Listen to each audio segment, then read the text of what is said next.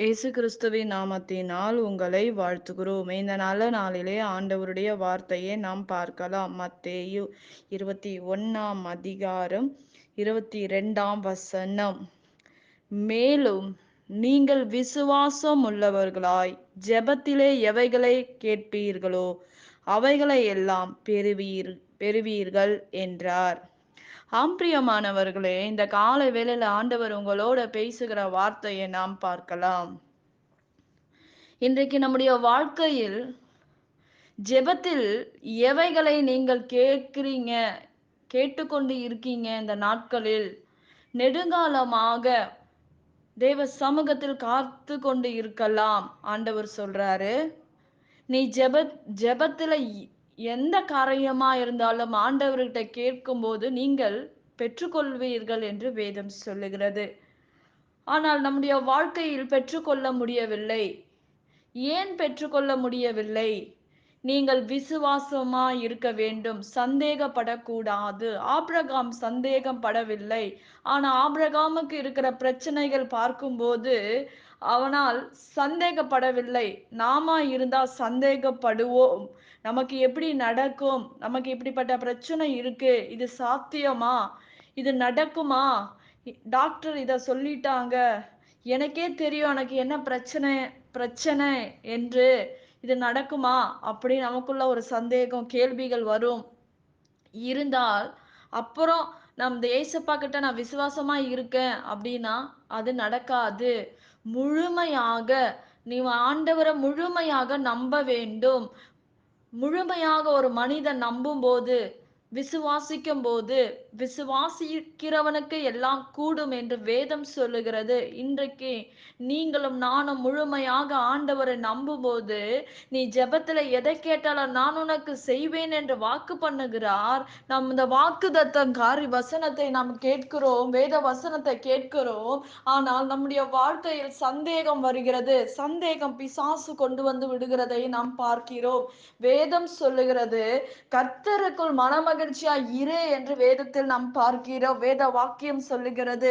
ஆனால் நாம் கர்த்தருக்குள் எப்படிங்க மனமகிழ்ச்சியா இருக்க முடியும்?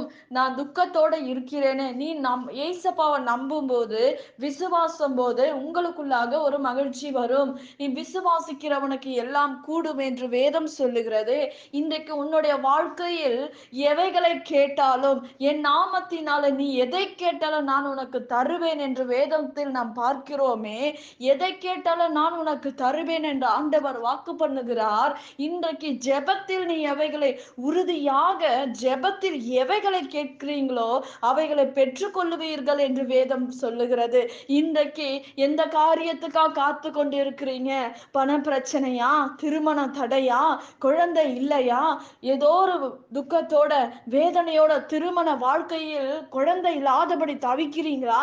நீ சந்தோஷமாக மனமகிழ்ச்சியோட கர்த்தர் இந்த காரியத்தை எனக்கு செய்து முடித்து விட்டார் என்ற விசுவாசத்தோட நம்பிக்கையோட நீங்கள் ஆண்டவரிடத்தில் கேட்கும் போது ஆண்டவர் பெரிய காரியங்களை செய்து உங்கள் வாழ்க்கையில் அற்புதங்களை செய்து தருகிற தேவனா இருக்கிறார். பிரியமானவர்களே, இன்றைக்கு நம்முடைய வாழ்க்கையில் யார் நம்மை கைவிட்டாலோ, மனிதர்கள் நம்மை ஏமாற்றினாலோ, பணத்தின் நிமித்தமாக வேதனையோட துக்கத்தோட மாட்டிக்கொண்டு இருந்தாலும் இன்றைக்கு ஆண்டவர் சொல்றாரு, நீ ஜெபத்தில் எதை கேட்டாலும் நான் உனக்கு செய்வேன் என்று வாக்கு பண்ணுகிறார். பிரியமானவர்களே, இன்றைக்கு உங்கள் சூழ்நிலை மாறும், உன் நிந்தனை மாறும். உங்களுடைய விண்ணப்பத்தை கேட்கிற தேவன் ஒருவர் உண்டு. மனிதன் உங்களுக்கு உதவி செய்ய முடியாது.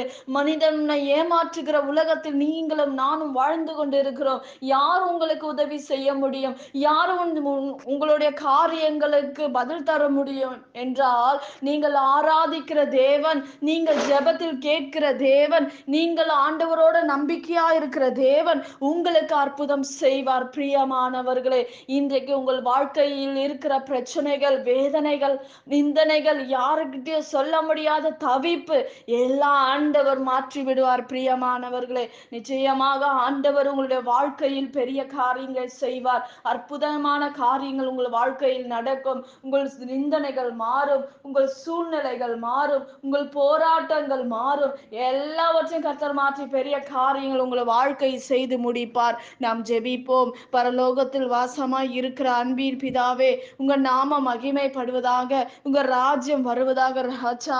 ஆண்டவரே, ஆண்டவரே, உங்க சமூகத்துல எல்லாவற்றையும் ஒப்பு கொடுத்து நாங்க ஜெபிக்கிறோம்ப்பா. என் தேவனுடைய கரம், என் தேவனுடைய வல்லமை இந்த நாள்ல இறங்கும்படி நான் ஜெபிக்கிறேன்ப்பா.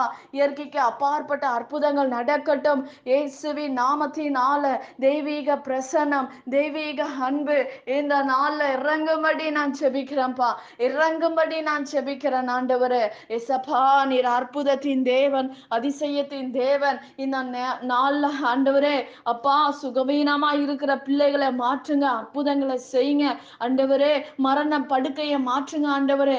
ஏசப்பா, குடும்பங்களுக்காக ஜெபிக்க கேட்டு இருக்கிற பிள்ளைகளுக்கு உதவி செய்யுங்க ஆண்டவரே. பிரிவின் ஆவிகள் கட்டப்பட்டு போவதாக. சூழ்நிலைகள் மாறட்டும், வர வேண்டிய பணங்கள் வரட்டும், நல்ல வேலைகள் கிடைக்கட்டும் ஆண்டவரே, நல்ல காலேஜுகள் கிடைக்கட்டும், தேவைகள் சந்திக்கப்படுவதாக ராஜா. ஆண்டவரே, நீட் எக்ஸாம் எழுதுகிற பிள்ளைகளோட உங்க கரம் கடந்து போகும்படி நான் ஜெபிக்கிறப்பா. அற்புதம் நடக்கட்டும் ஆண்டவரே.